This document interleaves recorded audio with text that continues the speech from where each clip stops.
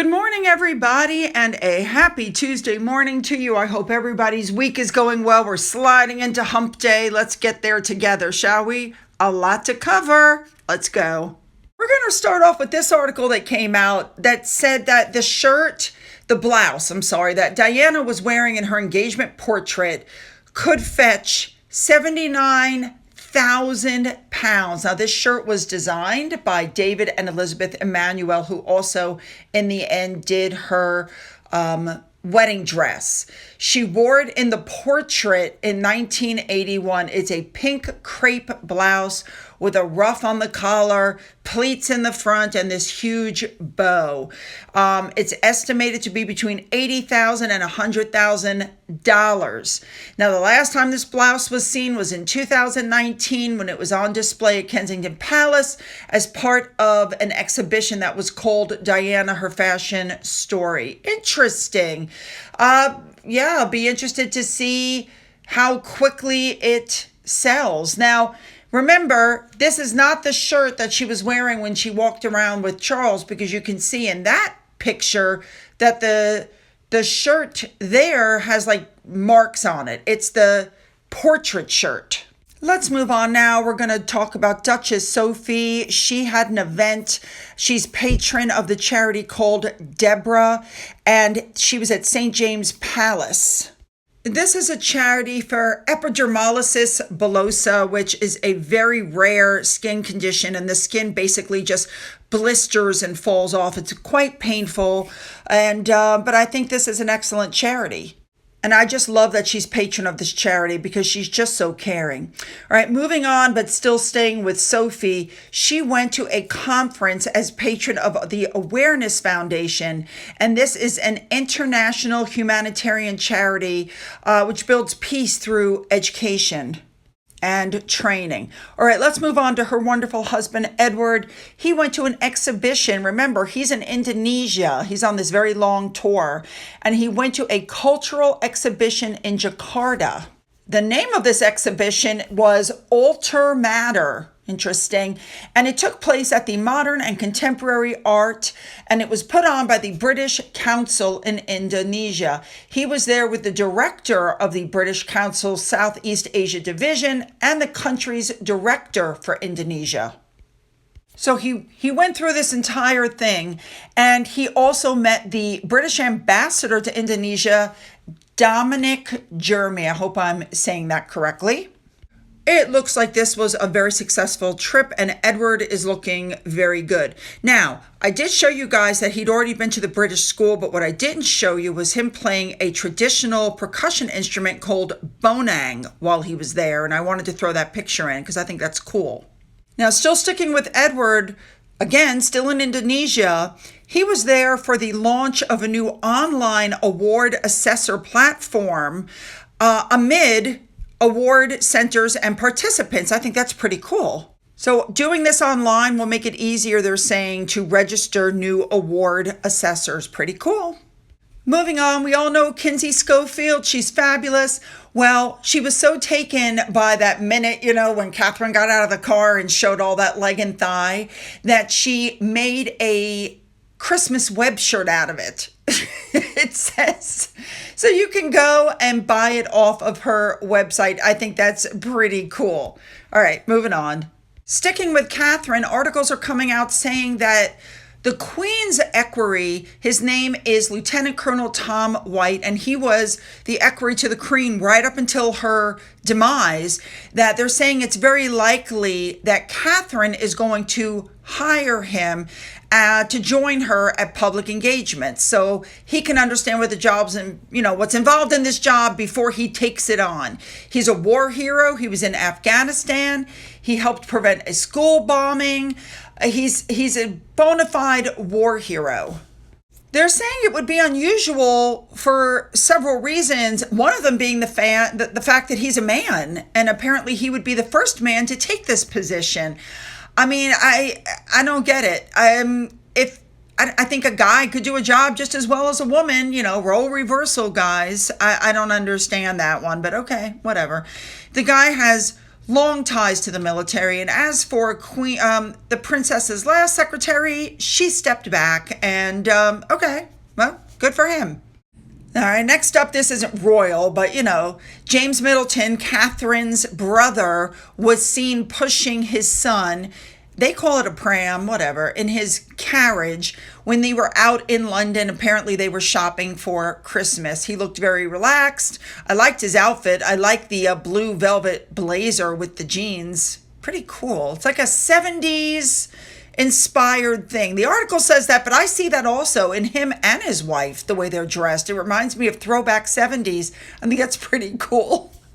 So we know that Princess Catherine has 3 children. Sister Pippa has 3 children. I'm pretty sure this is not going to be their only child. There'll be another one, hopefully. All right, let's move on. All right, I've told you before that Princess Anne went to celebrate the 95th year of the Royal Air Force as the guest of honor. What I didn't know until the pictures came out was that it was a black tie silver service 3-course dinner that was served on an airline. That is pretty cool. And also I showed you that Anne went to the RAF headquarters and there was an event. Well, that's because she was giving the longest serving sailor and the longest serving chef, 52 years, the Merchant Navy Medal. And so I thought it was just very important to make sure you guys all knew that. All right, let's move on. Next up, we have Andrew. This article is claiming that he was given a quote-unquote royal pardon, and he's being allowed back into the fold because he was seen on the long walk welcoming, because apparently he was there to welcome the new Dean of Windsor with Charles and Camilla. So they're claiming that he was at the reception at the castle before the inauguration at St. George's Chapel, but he attended the ceremony as a private individual and not in a royal. But they're saying that shows that he was given a pardon, okay? Well, it didn't take long to debunk that one. Andrew lives on the Windsor estate, so therefore he was present at the inauguration of the new Dean of Windsor. Done. Like it or not, that is the king's brother. He's still going to be at some events, and especially if it's a family event. People are going to be like, oh, he's Christmas with them. Well, that's his brother. Moving on. Next up, we're going to go to King Charles. He was seen attending church in Sandringham on Sunday. He was by himself. He appeared in decent spirits. He was being greeted by the Reverend Canon Paul Williams, but he was somewhat upset because after all, the Queen's Lady in Waiting, Long Lady in Waiting, Prudence Lady Penn passed away. When I say Queen, I mean his mother. She was a close friend of the family of Margaret and the Queen Mother and Charles, and it's a blow for them. All right, moving on. All right, let's move on to Harry and Meghan. Now, to start with, a blind item came out saying that essentially Harry was assured that he was going to get a Grammy for the talking that he did in The Spare, and then he didn't even get a nomination. Apparently, he's quite upset over that. Oh, my God. Moving on. All right. Back to the Endgame book. Here we go. As you can see above, Omid's claiming that part of this book is going to burn my bridges for good, but there's no holding back. It's the end game, right? We knew this book was nothing but an attack on Charles, Camilla, William, Catherine, anybody, but to have a sugar write, stuff like this, that he's absolutely attacking the whales and how funny it is. So to start off with, apparently somebody has translated excerpts from the book and put it out, and it clearly shows he's attacking the family. So people aren't going to buy this book, and the pre-sales have not done well. And so he came out and said, whether you like my work or loathe it, you should at least buy it and read the book itself, because my comments are taken out of context, or they're badly translated snippets, blah, blah, blah. But this is what the material is. It's an attack on the family, no matter how you put it. It's just like when Harry said that excerpts from his book where he said he killed the Taliban and they were like chess pieces was taken out of context. And then when the book came out, they were not taken out of context. I've said it before, there's no appetite anymore for this. People are sick of multimillionaires whining about their life, okay? So Omid gave an interview, and a French journalist has now referred to Omid Scobie as Harry and Meghan's pom-pom girl. All right, moving on. Omid is really trying to push the racism narrative and saying the royal family chose to completely ignore the Black Lives Movement. He is attempting to link the royal family to every major event. And while Harry said nothing about it and Meghan gave some graduation speech where she mentioned it and told people to rise up, she didn't join the Black Lives Movement. Omid Scobie has already been proven, and we're going to cover this in just a minute, to be a massive liar. So he told people in an interview that he has mutual friends with Meghan, and that helped getting information. In other words, Meghan would feed the information to the friends, and the friends would feed the information to him. That's what he, inferred. So anyway, at the beginning of this interview, it says, Windsor is crumbling, King is unpopular, Queen is a ruthless operator, the Prince of Wales is power hungry, the Princess of Wales is a wet blanket, because these are all the things that he's alleged in his book. So let's get on now to the things that we know Scooby-Doo has lied about. In the interview, Omid Scobie was asked about Harry and Meghan's constant use of private jets. And he goes, here's the thing with private jets. I mean, obviously, I don't fly them myself. At which time it was pointed out that there was a recent Instagram post where he was on a private jet. At which time Omid goes, well, yeah, but that was just from LA to Palm Springs. It was very short. And then he deleted it. Not before we got screenshots. Talking about private jets, it's brought up that, Meghan and Harry are on them all the time. And Omid says, well, Meghan's never said anything about the environment. She's never attached herself to anything to do with it. And it's nice to believe that she advocates for it, but maybe she doesn't care, and that's okay too. Remember, Archewell, which is their charitable foundation, made a pledge to become net zero by 2030. Sounds to me that Omid is trying to justify their use of jets, like this person said. I agree. And she doesn't support her husband's climate change? And what about Travelist? In another part of the interview, he admitted that the last interview he gave in 2020 with the Times, he took 6 years off his age. And Omid goes, well, that was unfortunate and naive of me. You live and learn. Then the interviewer asks him if he's had any work done to his face, and he goes, people are obsessed with this. I've never been under the knife. I've never done anything crazy. And when the interviewer raises his eyebrow, he goes, okay, I tried Botox once. Once again, he's lying. He also admitted to using some sort of light therapy that's supposed to tighten your skin.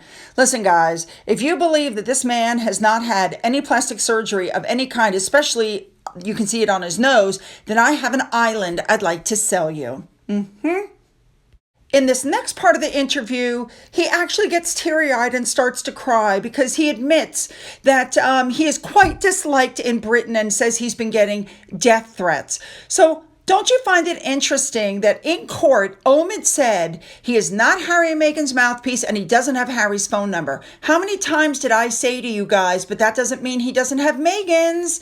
So apparently, after Meghan Markle learned that Omid had gotten death threats, she immediately called him. How did she have his number? How did he know that's who was calling him? Because they're in contact. He lied in court again. Now, another claim is that it's William, through the press, etc., that has painted Harry as mentally fragile. I guess he didn't see the Me You Can't See or watch him get mentally diagnosed on TV or, come on. In another part of the book, he says that, Harry and Meghan are in a good place and that this couple have bonded over their shared trauma, experiences, and battles that they faced together against other. And you can't break that kind of bond.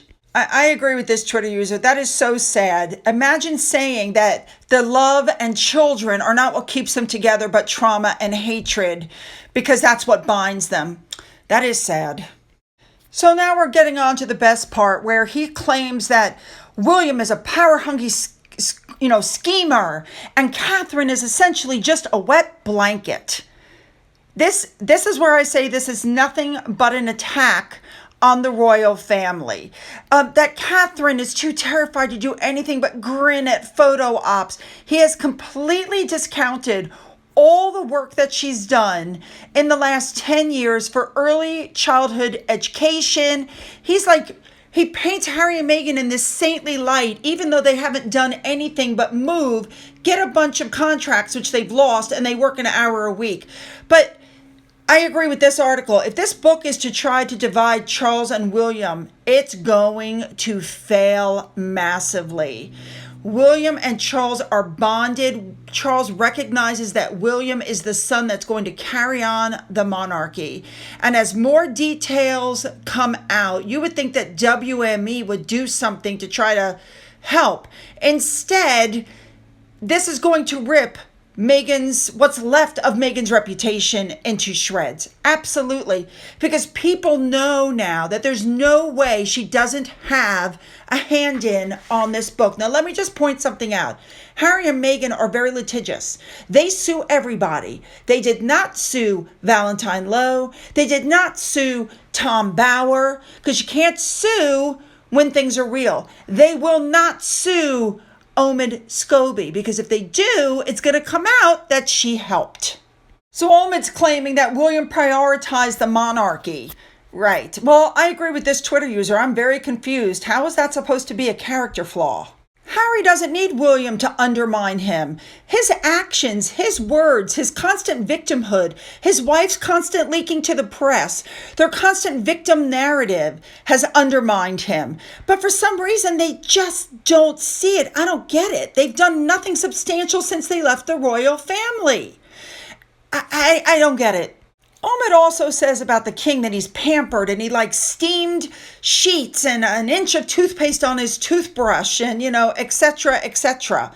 So with that statement, I want to point out a couple things. First of all, Remoulade Sauce pointed out that the king has been wearing his same jacket for like 40, 50 years. And at one point even wore his dad's jacket last year. So that jacket has to be like 80 years old, if not older. Nothing wrong with that. That doesn't make you pampered. And I think he has a lot of nerve talking about who's being pampered when he's putting out pictures like this. Listen, I like to fly business class. Does that make me pampered? But if I can afford it, why not? Now, remember, and I do remember this also, the toothpaste and the iron shoelaces came out like 20 years ago. So Omid's just rehashing old news, more crap to throw at them. WME better open their mouths soon. You guys should know that the New York Times and a couple of other places have already panned this book. And now on Good Morning America this morning, Omid is dialing back saying that I'm not saying it's the end of the royal family. I'm declaring we've reached a pinnacle moment. So now articles are coming out that while Omid may be a leech, but what Harry did was so much worse. And now, of course, you have puff pieces like this coming out saying that Harry and Meghan's reputation is in tatters, but that's not their fault. They took bad advice from advisors. And are you kidding me? Yeah, WME, you're going to have to do a little better than that. So now, in the middle of all of this, people want Harry and Meghan removed from the official website. They don't want to hear or see from them anymore with this half in, half out crap that they're doing, which is what they're doing. They obviously have no qualms about publicly attacking the royal family, and people have just quite simply had enough of them, and they want the royal family to take action. I agree, they need to do something. One more thing that I want to point out, some Invictus Games information came out saying they went over budget by $40 million, and it looks like possibly a quarter of that went to Harry and Meghan. Yeah, I would say that Invictus Games is in trouble. All right, I want to do a quick housekeeping item with you guys. YouTube has changed their format. For those of you who notice on your home page, it used to say home, videos, shorts, about. They've removed the about button. They've removed a lot of stuff. So if you'll notice on the picture where it says paypal.com/donate, that is the link to my coffee fund. The other link is to my merchandise line. I have removed the thanks button, so if you guys want to buy me a coffee or tip me in any way, please do it through the coffee fund. All right, guys, I cannot wait to see your comments on this one, so make them good. Don't forget to hit the subscribe button and the like button. If you've already hit the subscribe button, double check, make sure you're still subscribed. For those of you who've donated to my coffee fund, thank you so much. And as always, you guys, have a great day.